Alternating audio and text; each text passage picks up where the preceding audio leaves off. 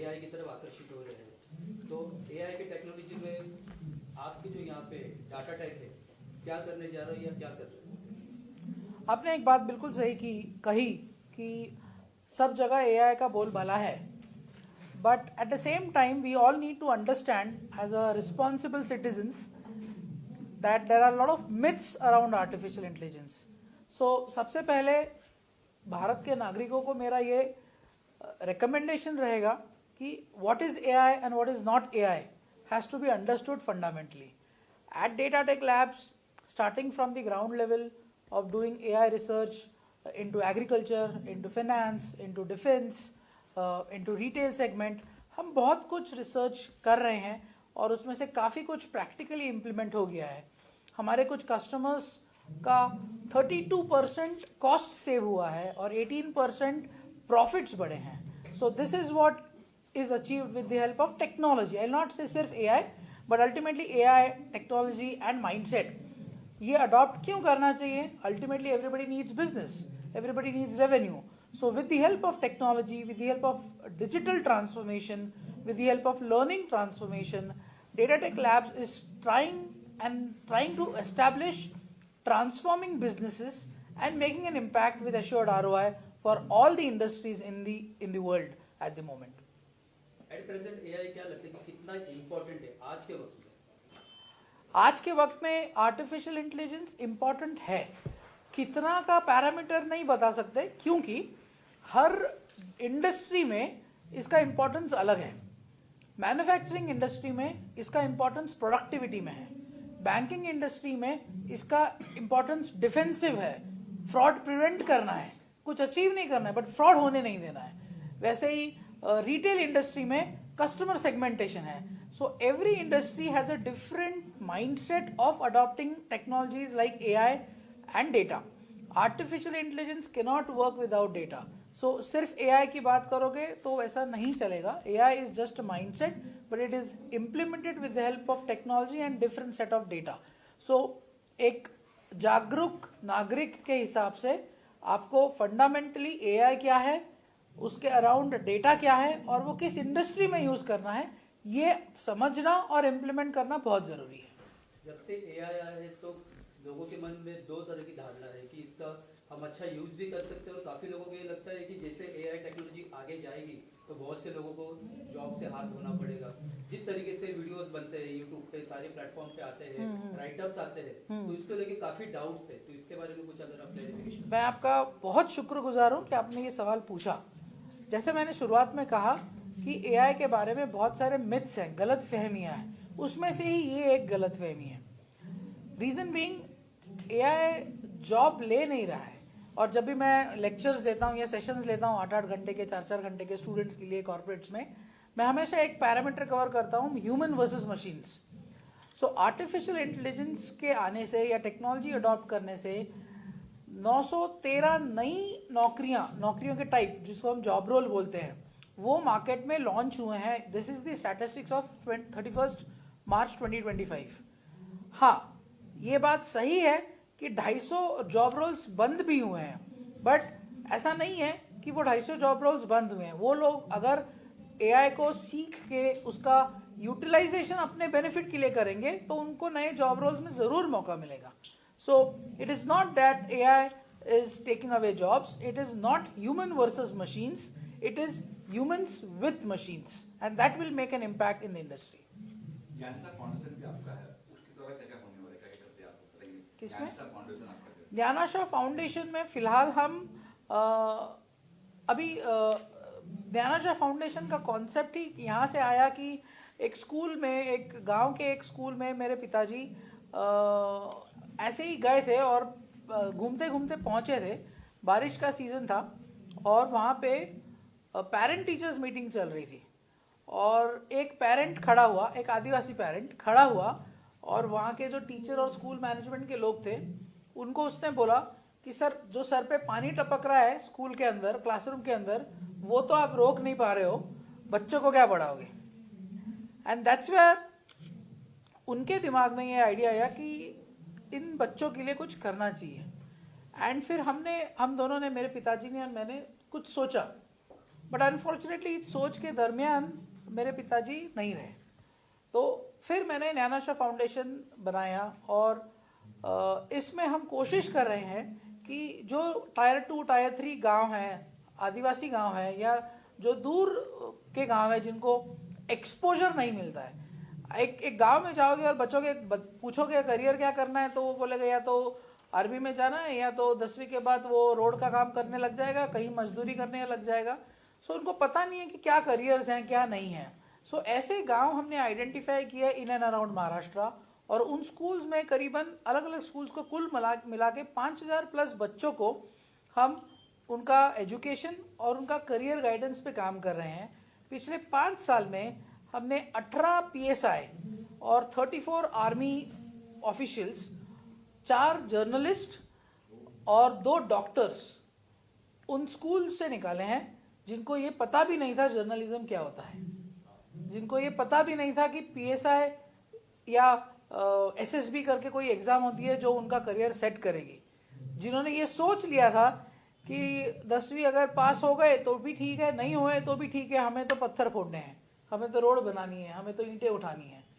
इस सेगमेंट में हम एजुकेशन में काम करने की कोशिश कर रहे हैं और हमारा एक्सपर्टीज टेक्नोलॉजी में है। तो टेक्नोलॉजी का यूज़ करके ज्ञानाशा फाउंडेशन ने ज्ञानाशा ओपन डिजिटल स्कूल चला रही है, जहाँ पे सबके लिए आर्टिफिशियल इंटेलिजेंस बेस्ड अलग अलग अपॉर्चुनिटीज़ हैं जिसपे हम काम करने की कोशिश कर रहे हैं। अभी दिल्ली बहुत दूर है, सिर्फ शुरुआत है। Thank you. तो AI भी सिखाएंगे बच्चों की क्या? सिखाएंगे, ज़रूर सिखाएंगे, ज़रूर सिखाएंगे।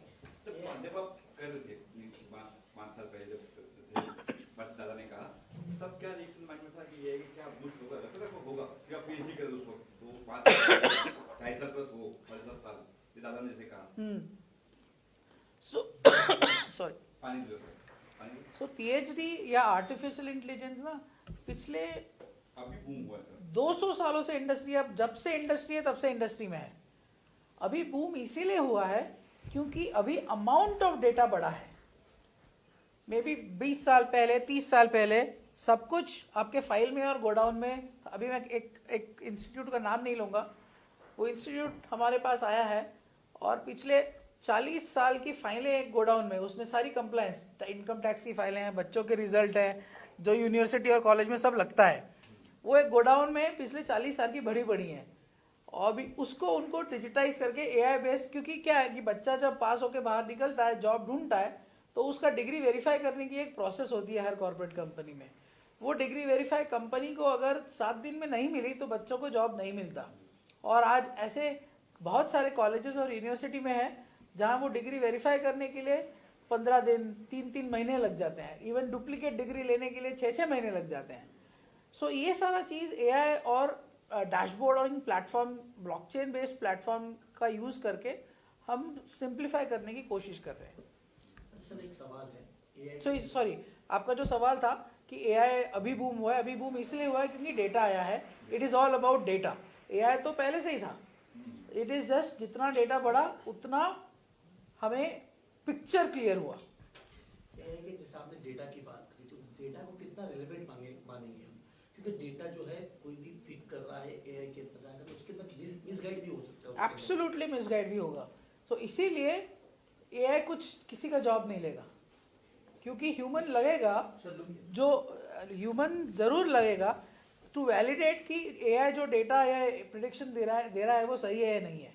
जैसे मैं बताता हूँ, हमने एक प्रोटोटाइप बनाया है एक प्रोडक्ट का, जो ये बताता है कि ये गाय कितना दूध देगी, इसके दूध में कितना फैट कंटेंट होगा, और ये दूध में अगर पनीर निकाला जाए तो कितना पनीर निकाले। ये गाय के हेल्थ को एनालाइज करके, डेटा कैप्चर करके हमारा प्रोडक्ट्स मार्केट में, हमारा प्रोडक्ट्स फार्मर को बताता है। अभी इस चीज़ में AI तो बताएगा, क्योंकि उसको किसने सिखाया? AI को किसी ने सिखाया? किसी वेटरनरी साइंटिस्ट ने ही सिखाया ना। अगर वो वेटरनरी साइंटिस्ट या फिर आप कॉमर्स ले लो या फिनेंस ले लो, उसने गलत इनपुट दिया तो AI भी गलत ही बताने वाला है। And that is why it is known as artificial, it is not human intervention. AI का यूज़ सिर्फ इसीलिए करना है कि वो आपका समय बचाता है। अगर यही समय एनालाइज करने के लिए एक डॉक्टर को 10 दिन लगेंगे तो AI शायद आपको 10 मिनट में एनालिसिस करके दे देगा और उसके हिसाब से आप अपना इंटेलिजेंस लगा के और 15 मिनट में कुछ ना कुछ या 2 दिन में कुछ डिसीजन ले लोगे.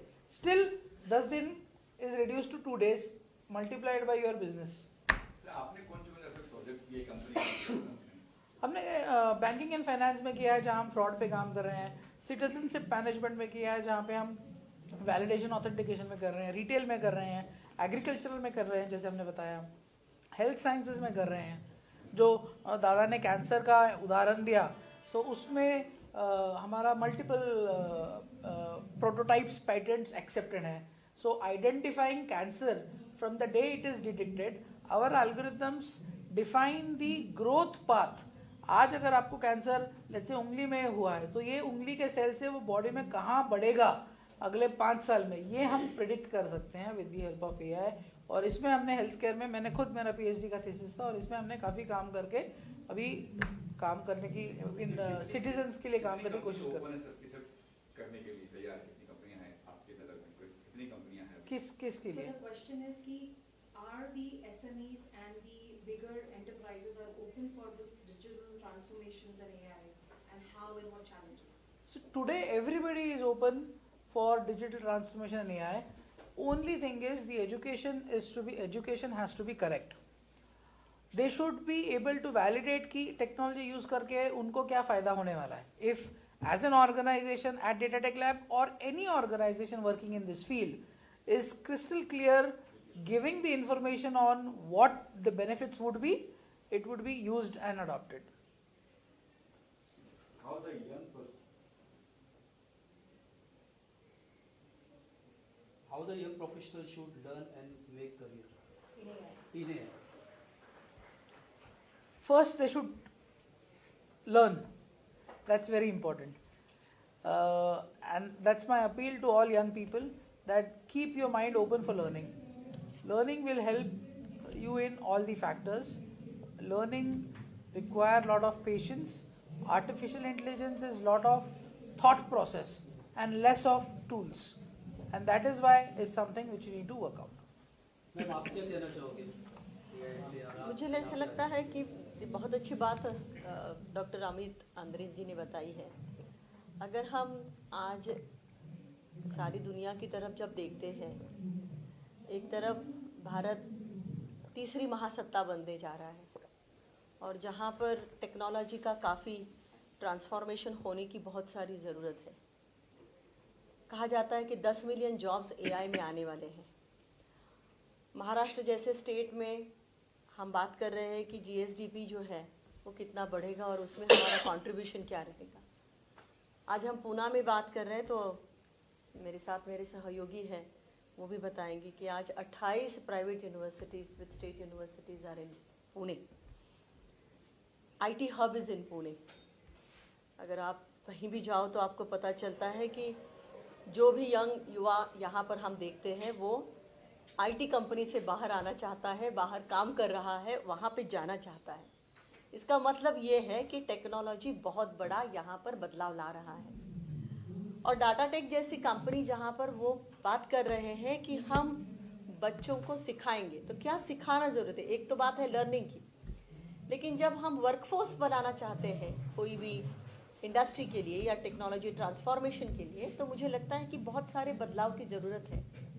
आज यहाँ पर हम 2 वाइस चांसलर्स बैठे हुए हैं. हम यही सोच रहे हैं कि आज के युवा को हम ट्रांसफॉर्म कैसे करें, उनके पास कौन से कौशल्य हो. जैसे हम AI की बात करते हैं, उन्होंने कहा कि डेटा बहुत बड़ा आ रहा है, डेटा जा रहा है, जहाँ पर एग्री है, फार्मा है, मेडिकल साइंसेस है, रोबोटिक्स है, स्पेस है, एलॉन मस्क की बात होती है.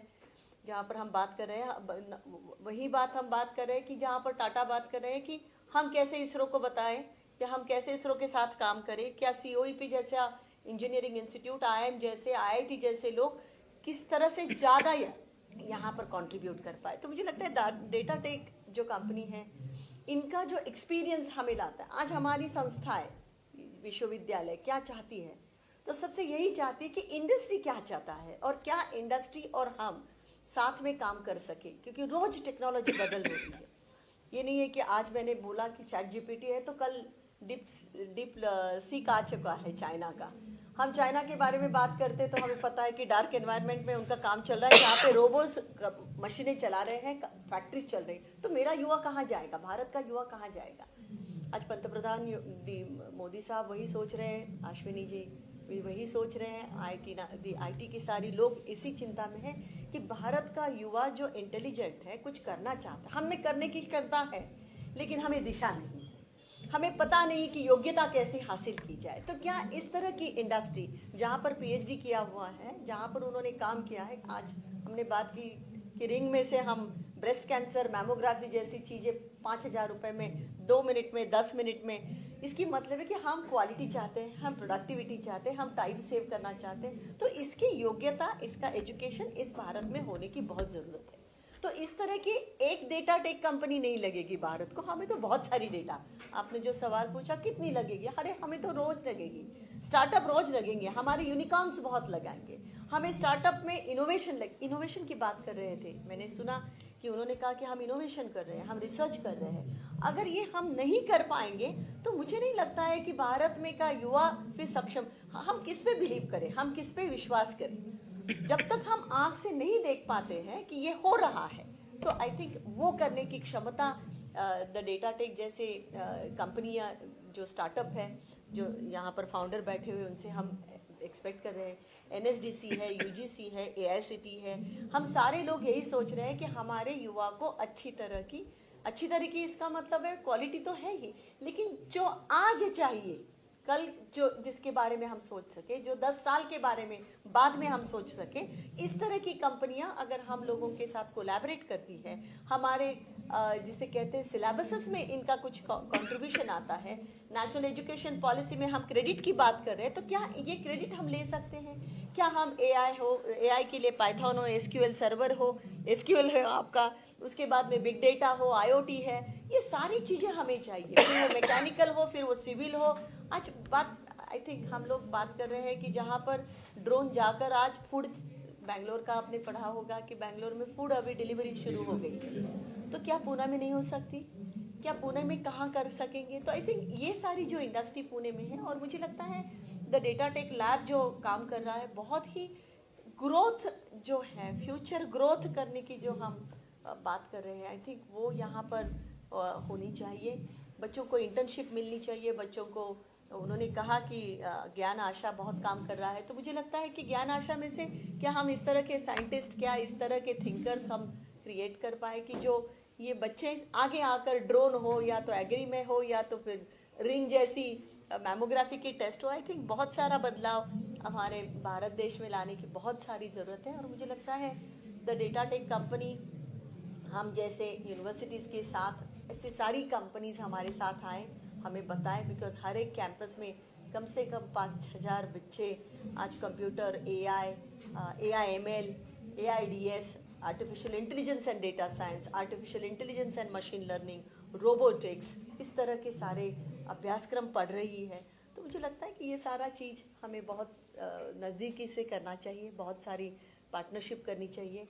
हर बार हम यहाँ से उठकर बॉम्बे में जाएं, इससे अच्छा है कि यहाँ पर ही पुणे में अगर इस तरह की कंपनी हमें आती है, हिंजवाड़ी से इस तरह के हमारे प्रोजेक्ट आते हैं, तो पुणे के आई थिंक 1.5-2 लाख बच्चे जो यहाँ पर पढ़ रहे हैं, मैं सारे विश्वविद्यालयों की बात कर रही हूँ, सारे इंस्टीट्यूट की बात कर रही हूँ, कि ये सारे बच्चे क्या चाहते हैं, तो प्रोजेक्ट चाहते हैं, ये सारे बच्चे क्या चाहते हैं, तो आइडिया चाहते हैं, ये सारे बच्चे क्या चाहते हैं, तो प्रॉब्लम्स सॉल्व करना उनको पता नहीं है। अगर इंडस्ट्री इस तरह से हमारे सामने आती है, हमारा उनका हाथ बटाती है, हाथ सामने करती है, तो मुझे लगता है ये कोलैबोरेशन, ये partnership will take a long way for India to change the Indian transformation, education transformation, and which can become a competitive, we can say the country. Absolutely. To give the product at very good price with the quality and the commitment which we are expecting. So I think a lot of things to go. So many congratulations to Dr. Amit Andreji and his team, because within a couple of years he is able to build a company of more than 200 people and more than 150 interns. I was able to interact with them. So thank you so much for allowing me to speak. Thank you. एक बात है कि AI जैसी संकल्पनाएं पहले भी थी, जैसे अमित अंद्रेजी ने उसमें पीएचडी किया हुआ है, लेकिन आज हर क्षेत्र में एआई से मिलने वाले जो रिजल्ट है, क्योंकि डेटा इतना जनरेट हुआ है, उस रिजल्ट का उपयोग हमारे देश के प्रश्न को सॉल्व करने के लिए, रिजॉल्व करने के लिए किस तरह से कर सकते हैं। एआई में आपके पास डेटा है और डेटा से आप कुछ रिजल्ट जनरेट कर सकते हैं, लेकिन हमारा जो खेती है, हमारा जो संचालन है, हमारा जो दलन वलन है, ऐसे बहुत सारे ऐसे क्षेत्र हैं कि जहां में इसका इस्तेमाल करके हम बहुत सारे प्रश्न कम कर सकते हैं। मेरे ख्याल से हमारा एक विशाल देश है, 140-142 करोड़ लोगों का, और उनका बहुत सारे प्रश्न हैं। ऐसे सभी प्रश्नों के उत्तर सॉल्व करने के लिए हमें डेटा प्रोसेस करके कुछ रिजल्ट मिल सकते हैं। अंतिमतः मनुष्य की बुद्धि ही अंतिम निर्णय लेगी, लेकिन वो करने के लिए एक स्ट्रांग डेटाबेस, एक स्ट्रांग सजेशन एआई के माध्यम से मिल सकता है। आज कोई भी क्षेत्र में अगर युवा काम कर रहा हो तो वो अपने मोबाइल में एआई का यूज़ जाने अनजाने करता ही है, लेकिन वो सकारात्मक यूज़ कैसे हो और उसका यूज़ हमारे प्रश्न कम करने के लिए कैसे हो, हमारे हेल्थ सुधारने के लिए कैसे हो, हम अच्छे बेहतर बनने के लिए कैसे हो, हमारा आयुष्य और हमारा जीवन अच्छा होने के लिए कैसे हो, और हम जो चाहते हैं महाराष्ट्र जैसा है कि $1 ट्रिलियन की इकोनॉमी 2030 में हम करना चाहते हैं, उसमें ये जो तंत्रज्ञान है, तंत्रज्ञान का उपयोग करके विश्व के हर प्रश्न के ऊपर हम उत्तर सोच सकते, क्योंकि हमारे पास युवा पीढ़ी बहुत है, हमारे पास यंग जो टेक्नोक्रेट्स है वो बहुत नंबर है।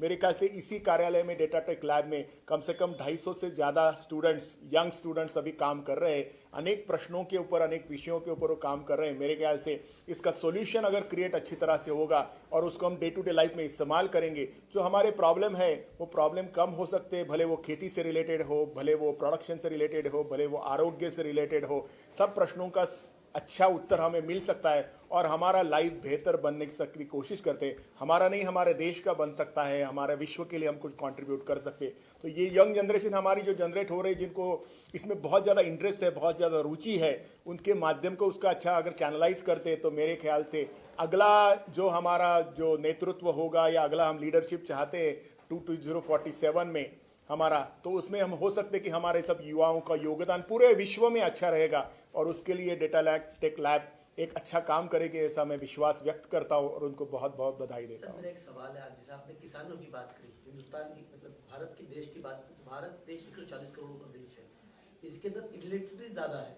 एआई का इस्तेमाल जो है एक एजुकेटेड पर्सन ही कर सकता है, तो ये किसानों तक कैसे पहुँच पाएगा? ये किसान, एक आम किसान इसका कैसे फायदा ले सकता है? नहीं, अभी जैसे बताया कि गन्ना को कितना पानी डालना है, गन्ने को कितना खाद डालना है, ये सब चीज़ें एआई के सपोर्ट से हो सकती है। भले उसमें एक नोडल चीज़ें हो, आज मोबाइल किसानों के पास भी है और हमारा डेटा और इंटरनेट बहुत ज़्यादा फैल गया है, तो अपने अपने मोबाइल पे उसको पानी कब देना है, खेत को कितना खाद देना है, इसका इन्फॉर्मेशन हो सकता है, और उसके कारण जो वेस्टेज है या उसके कारण होने वाला नुकसान है वो कम से कम हो सकता है। जैसे हम अभी क्लाइमेट चेंज के ऊपर बात कर रहे हैं, एआई को यूज़ करके हमारा जो क्लाइमेट बदल रहा है उसमें हमारे जो फसल है उसको फसल को कितना अच्छा रख सकते हैं, या उसको क्या नुकसान पहुंच सकता है, या उसके लिए क्या पेस्टिसाइड की ज़रूरत है, इसका बिल्कुल बेहतर हर एक किसान को मिल सकता है, पर्सनलाइज सॉल्यूशन मिल सकता है। मेरे ख्याल से इसके लिए उसका उपयोग होगा।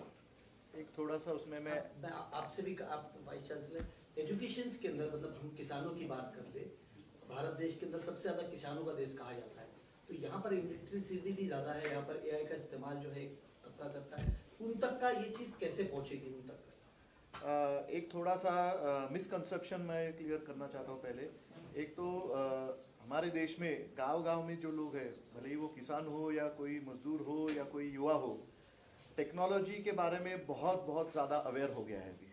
हर एक के पास मोबाइल है। इनफैक्ट मोबाइल यूसेज अगर देखा जाए तो गांव में भी काफ़ी हद तक बढ़ने लगा है और ऑलरेडी बढ़ चुका है।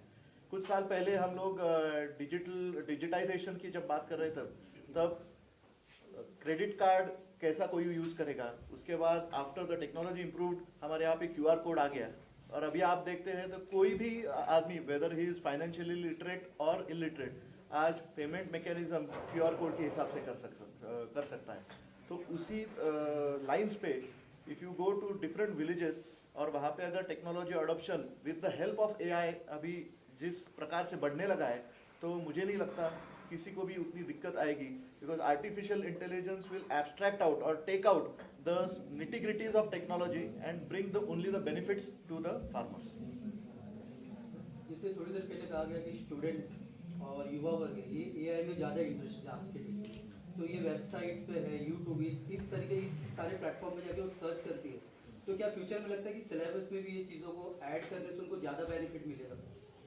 नहीं, बेसिकली सोशल मीडिया की साथ जानकारी मिलती है, लेकिन उस ज्ञान का सही उपयोग कैसे करना चाहिए ये जानकारी यूट्यूब के ऊपर नहीं है। आपको पता चलता है कि इस तरह का तंत्रज्ञान अवेलेबल है, लेकिन उसका सही तरह से अगर उपयोग करना है तो उसका एक झलक आपके ऊपर यूट्यूब के ऊपर मिलता है। लेकिन प्रैक्टिकली जब आप ऐसे ऑर्गेनाइजेशन में काम करते, ऐसे लैब में काम करते या किसी भी शिक्षा संस्थान में काम करते, तो ये टेक्नोलॉजी को कहाँ तक आप ले जा सकते, उसका प्रयोग आप कर सकते, उसका टेस्टिंग आप कर सकते, क्योंकि पब्लिक यूज़ के पहले इसका अच्छा उपयोग, अच्छा टेस्टिंग होना बहुत ज़रूरी है। मेरा ख्याल से डेटा टेक लैब्स जो स्टूडेंट कॉलेज में पढ़ रहे हैं उनको भी यहाँ पे आके ट्रेनिंग देने वाली है, और वो ट्रेनिंग के हिसाब से बच्चे अच्छी तरह से उसका टेस्टिंग करेंगे पहले, क्योंकि कोई भी तंत्रज्ञान के दो उपयोग हो सकते, एक अच्छा उपयोग और गलत उपयोग। तो अच्छा उपयोग करने का जो संस्करण है वो संस्करण मेरे ख्याल से डेटा टेक के माध्यम से क्रिएट किया जा सकता है।